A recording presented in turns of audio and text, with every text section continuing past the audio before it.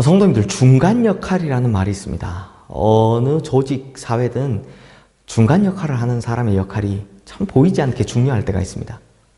예를 들면 엄한 아버지와 사춘기 아들 사이에 마음씨 고운 어머니가 그 중간에서 다리 역할을 해줘서 가정의 평안을 유지하는 것과 마찬가지죠. 그런데 성도님들, 성경에도 엄한 아버지와 철없는 자녀 사이에 마음씨 고운 어머니처럼 중간 역할을 수행해 주시는 분이 계시다라고 합니다. 하나님 아버지와 죄 많은 인간 사이를 항상 중재해 주시는 바로 예수 그리스도가 계시는 것이죠. 죄로 인해 하나님과 원수되어 죽을 수밖에 없던 우리를 위해 예수님께서 십자가에서 우리를 대신해 죽으심으로 하나님과 우리 사이에 화목의 다리를 놓는 중재자, 중보자 역할을 감당하셨다라는 것입니다. 그런데 바로 이런 예수님의 모습을 구약에서 예표하는 사람들이 여럿 있는데요. 예를 들면 요셉도 있고요, 여호수아도 있고요, 호세아도 있고요. 그렇죠.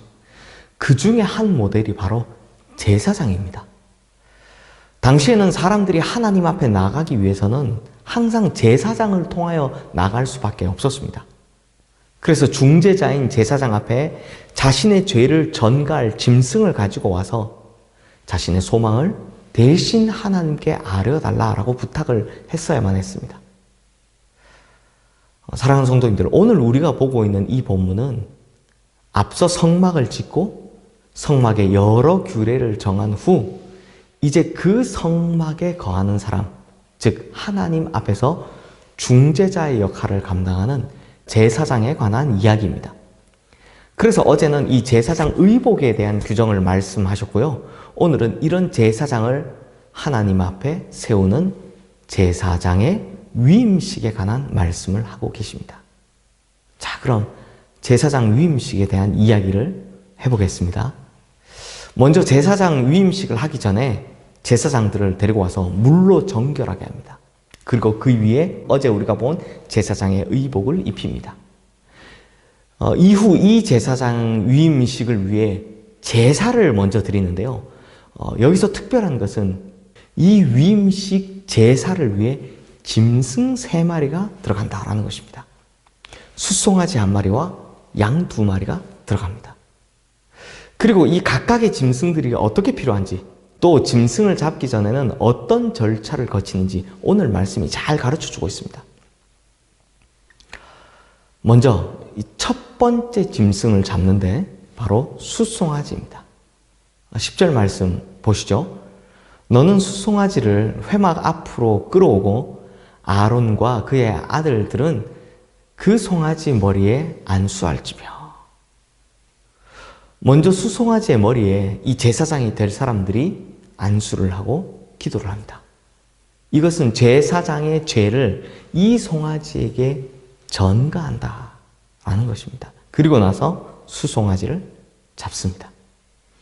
그리고 14절 말씀에 보면 그 수소의 고기와 가죽과 똥을 진 밖에 불사르라.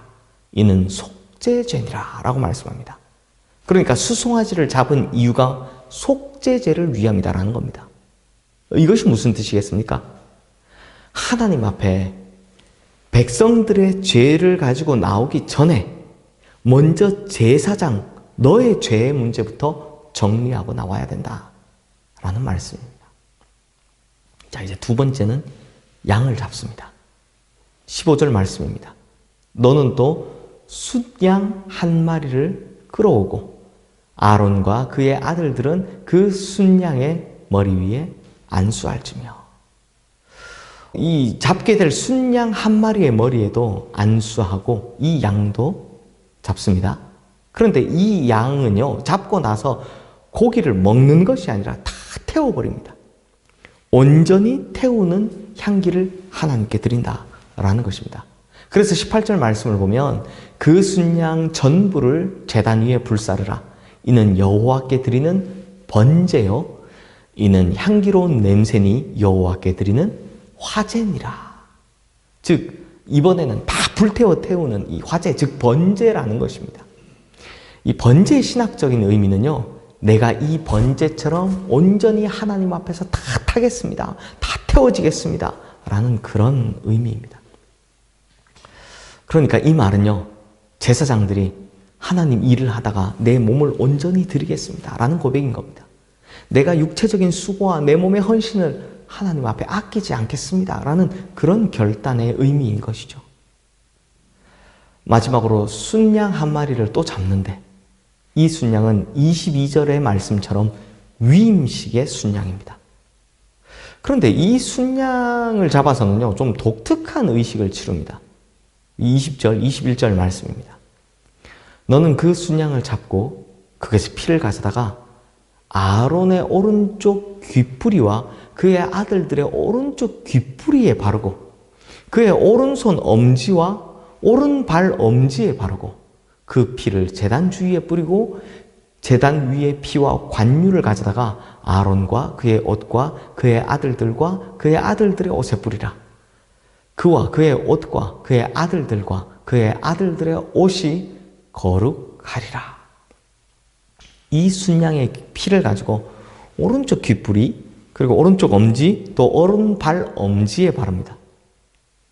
이게 무슨 말이냐면 오른쪽 귀뿌리에 바르는 것은요, 이제 내 귀에 피를 발랐으니 이 귀가 하나님의 피로 정결하게 되어 하나님의 말씀만 듣겠습니다. 사람들의 말에 귀 기울이지 않고 하나님의 말씀에 귀를 기울이는 그런 거룩하고 성결한 귀가 되겠습니다. 라는 그런 결단입니다.